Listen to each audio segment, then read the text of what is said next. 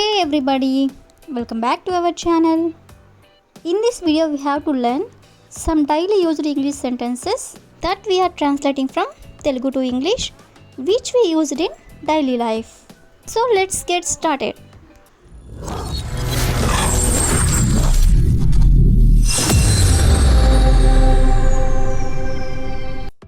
Before going to the topic, if you like this video, please like and share to your friends and family members, and also don't forget to subscribe my channel.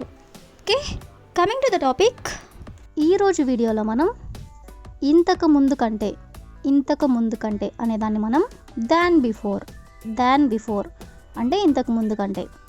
So ఈ వర్డ్ని use చేసుకొని కొన్ని example sentences అనేవి చూద్దాం.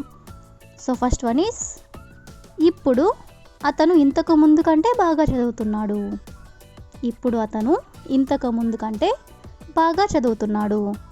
So దీన్ని ఇంగ్లీష్లో now he is studying a lot better than before. Now he is studying a lot better than before అంటే ఇంతకు ముందు కంటే అతను ఇప్పుడు బాగా చదువుతున్నాడు అని. సో నెక్స్ట్ వన్ ఈస్, ఇప్పుడు ఆమె ఇంతకు ముందు కంటే బాగా వండుతుంది. ఇప్పుడు ఆమె ఇంతకు ముందు కంటే బాగా వండుతుంది. సో దీన్ని ఇంగ్లీష్లో now she is cooking a lot better than before. Now అంటే ఇప్పుడు, ఆమె బాగా వండుతుంది అంటే she is cooking a lot better than before అంటే ఇంతకు ముందు కంటే.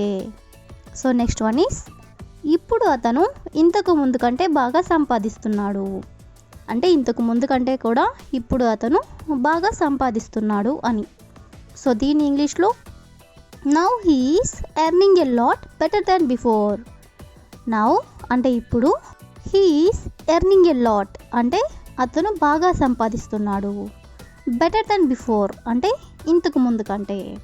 సో నెక్స్ట్ ఎగ్జాంపుల్ ఈస్, ఇప్పుడు వాళ్ళు ఇంతకు ముందు కంటే బాగా తింటున్నారు. ఇప్పుడు వాళ్ళు ఇంతకు ముందు కంటే బాగా తింటున్నారు. సో దీన్ని ఇంగ్లీష్లో now they are eating a lot better than before.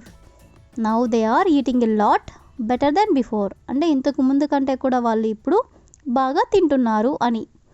So the last example is, ఇప్పుడు అతను ఇంతకు ముందు కంటే బాగా రాస్తున్నాడు.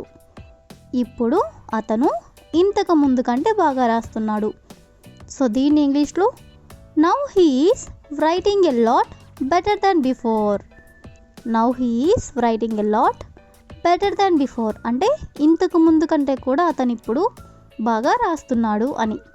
సో ఈ విధంగా మనం ఇంతకు ముందు కంటే అంటే దాన్ బిఫోర్ అనే వర్డ్ని యూజ్ చేసుకొని కొన్ని ఎగ్జాంపుల్ సెంటెన్సెస్ అనేవి చూసాం కదా. సో నెక్స్ట్ వచ్చేసరికి నేను రావడంతోనే అంటే as soon as I came అంటే నేను రావడంతోనే. సో ఈ వర్డ్ని యూజ్ చేసుకొని కొన్ని ఎగ్జాంపుల్ సెంటెన్సెస్ అనేవి చూద్దాం. సో ఫస్ట్ వన్ ఈస్, నేను రావడంతోనే ఆమె తిట్టడం మొదలుపెట్టింది. నేను రావడంతోనే ఆమె తిట్టడం మొదలుపెట్టింది. సో దీన్ని ఇంగ్లీష్లో she started scolding me as soon as I came. She started scolding me అంటే ఆమె నన్ను తిట్టడం మొదలుపెట్టింది. As soon as I came అంటే నేను రావడంతోనే. నెక్స్ట్ వన్ ఈస్, నేను రావడంతోనే అతను అరవడం మొదలుపెట్టాడు. నేను రావడంతోనే అతను అరవడం మొదలుపెట్టాడు. సో దీని ఇంగ్లీష్లో he started shouting at me as soon as I came. He started shouting at me as soon as I came అంటే నేను రావడంతోనే అతడు అరవడం మొదలుపెట్టాడు అని.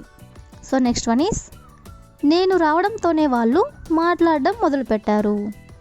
నేను రావడంతోనే వాళ్ళు మాట్లాడడం మొదలుపెట్టారు. సో దీని ఇంగ్లీష్లో they started talking to me as soon as I came.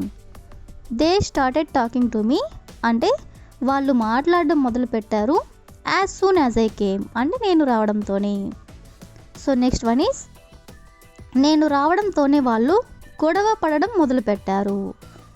నేను రావడంతోనే వాళ్ళు గొడవ పడడం మొదలుపెట్టారు. సో దీని ఇంగ్లీష్లో they started fighting as soon as I came. Fighting అంటే గొడవ పడడం. వాళ్ళు నేను రాగానే గొడవ పడ్డారు అనే దాన్ని they started fighting as soon as I came. So next one is నేను రావడంతోనే ఆమె వండడం మొదలుపెట్టింది. నేను రావడంతోనే ఆమె వండడం మొదలుపెట్టింది. సో దీని ఇంగ్లీష్లో she started cooking as soon as I came.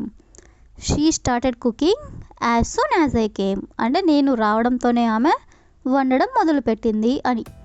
So ఈ విధంగా మనం నేను రావడంతోనే అంటే as soon as I came అనే వర్డ్ని యూజ్ చేసుకొని కొన్ని ఎగ్జాంపుల్స్ అనేవి చూసాం కదా. సో నెక్స్ట్ వచ్చేసరికి నువ్వు చెబితే తప్ప. నువ్వు చెబితే తప్ప అంటే unless you say so.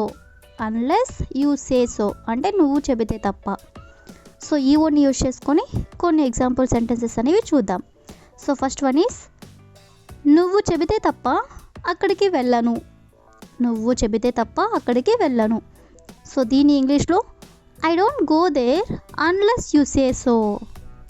I don't go there అంటే నేను అక్కడికి వెళ్ళను. అన్లెస్ యూ సే సో అంటే నువ్వు చెబితే తప్ప. నెక్స్ట్ వన్ ఈస్ నువ్వు చెబితే తప్ప ఆమెతో మాట్లాడను. నువ్వు చెబితే తప్ప ఆమెతో మాట్లాడను. సో దీని ఇంగ్లీష్లో I don't talk to her unless you say so. I don't talk to her అంటే నేను ఆమెతో మాట్లాడను. అన్లెస్ యూ సే సో అంటే నువ్వు చెబితే తప్ప. నెక్స్ట్ వన్ ఈస్ నువ్వు చెబితే తప్ప నేను అతనికి కాల్ చేయను. నువ్వు చెబితే తప్ప నేను అతనికి కాల్ చేయను. సో దీని ఇంగ్లీష్లో I don't call him unless you say so. I don't call him అంటే నేను అతనికి కాల్ చేయను. అన్లెస్ యూ సే సో అంటే నువ్వు చెబితే తప్ప. నెక్స్ట్ వన్ ఈస్ నువ్వు చెబితే తప్ప నేను వాళ్ళని కలవను. నువ్వు చెబితే తప్ప నేను వాళ్ళని కలవను. సో దీని ఇంగ్లీష్లో I don't meet them unless you say so. I don't meet them అంటే నేను వాళ్ళని కలవను. అన్లెస్ యూ సే సో అంటే నువ్వు చెబితే తప్ప. So the last example is నువ్వు చెబితే తప్ప నేను నమ్మను. నువ్వు చెబితే తప్ప నేను నమ్మను. సో దీని ఇంగ్లీష్లో I don't believe it unless you say so. I don't believe it అంటే నేను నమ్మను. అన్లెస్ యూ సే సో అంటే నువ్వు చెబితే తప్ప. సో ఈ విధంగా మనం నువ్వు చెబితే తప్ప అంటే అన్లెస్ యూ సే సో అనే వర్డ్ని యూజ్ చేసుకొని కొన్ని ఎగ్జాంపుల్ సెంటెన్సెస్ అనేవి చూసాం కదా. So that's all for today. I will ask you A question for you. నువ్వు చెబితే తప్ప నేను తినను. నువ్వు చెబితే తప్ప నేను తినను. So if you know this one in English, please you can comment in the comment section. Thank you for watching.